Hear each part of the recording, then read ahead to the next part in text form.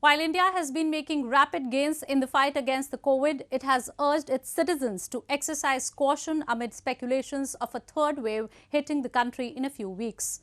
The weekly infection numbers have although come down. The ease in restrictions following lockdown fatigue has prompted citizens throng hill stations and other tourist spots, which the experts and the government believe could trigger a new wave if a COVID-compliant behaviour was not followed.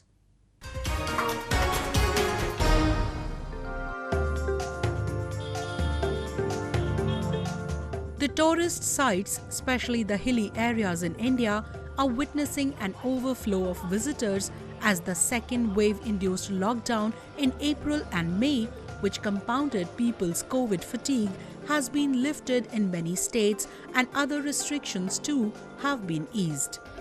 And with vaccination drive picking up pace in the country, people are more confident.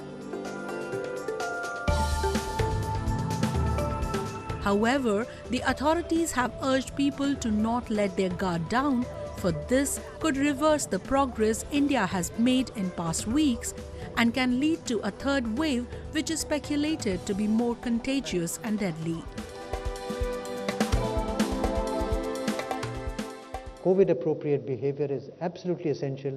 The pictures that we have seen today are frightening, and we have to be very, very careful, very, very responsible, and very, very cautious.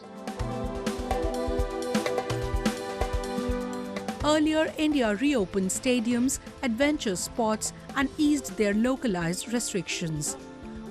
Thermal screening and sanitizers have been made available all across.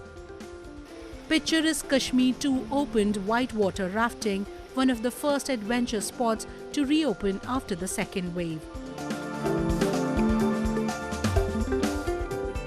After pandemic पहली activity है adventure sports में, जैसे कि mountain biking है, आज यहाँ पे rafting है।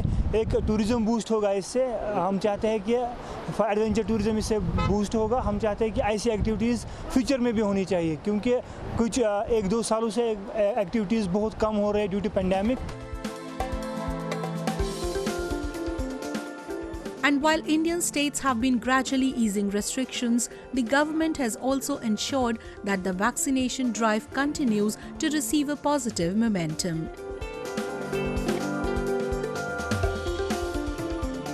India's vaccination drive, the largest in the world, meanwhile has inoculated 370 million doses in the world, and with both Covishield and Covaxin set to enhance their manufacturing capacity manyfold in coming weeks, the momentum is going to be even stronger.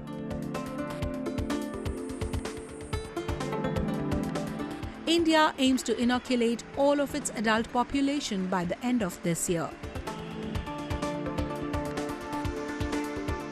Meanwhile, in a major blow to the discriminatory and bigoted stance of the European Union, which has barricaded India's Covishield from getting a real recognition, UK Prime Minister backed India and said he saw no reason why Indian vaccine was not being given the permission.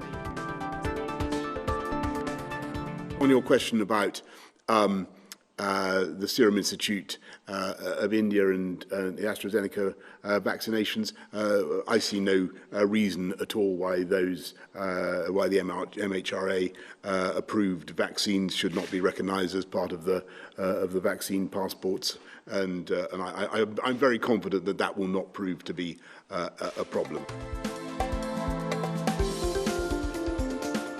About 5 million people in Britain are thought to have had the vaccine made by Serum Institute in India.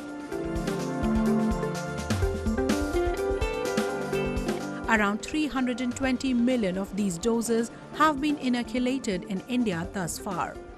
While the Oxford AstraZeneca vaccine had shown nearly 80% efficacy in clinical trials, its competence grows up to 90% if the gap between the two doses is increased to 12 weeks, the studies have suggested.